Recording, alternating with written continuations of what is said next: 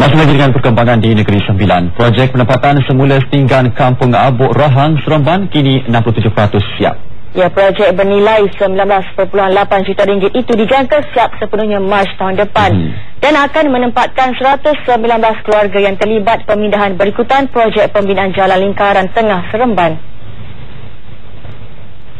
Datuk Seri Muhammad Hassan berkata projek pembinaan 150 unit rumah mampu milik tersebut dibina Syarikat Perumahan Negara Berhad SPNB.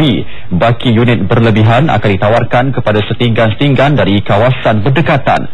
Projek perumahan berkonsepkan townhouse, menyediakan keluasan 937 kaki persegi, meliputi 3 bilik tidur, 2 bilik air, ruang tamu, ruang makan dan dapur. Datuk Seri Muhammad yang membuat lawatan ke tapak projek turut melahirkan rasa terima kasih dan bangga dengan kerjasama penduduk setinggan Kampung Abuk.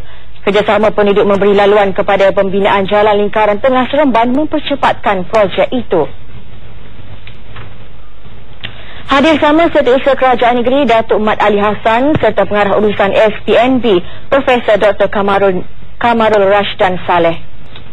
Ya, saudara, sekian paparan kami untuk hari ini. Pastikan temu janji anda esok pada waktu yang sama dalam Berita Wilayah dengan banyak lagi paparan yang lebih menarik. Ya, dan bagi anda yang mahu memberikan sebarang cadangan dan komen, hubungi kami di Berita Wilayah rtm.gov.my. Sekian daripada kami. Berita Wilayah. Pastinya telus kepada anda. Assalamualaikum.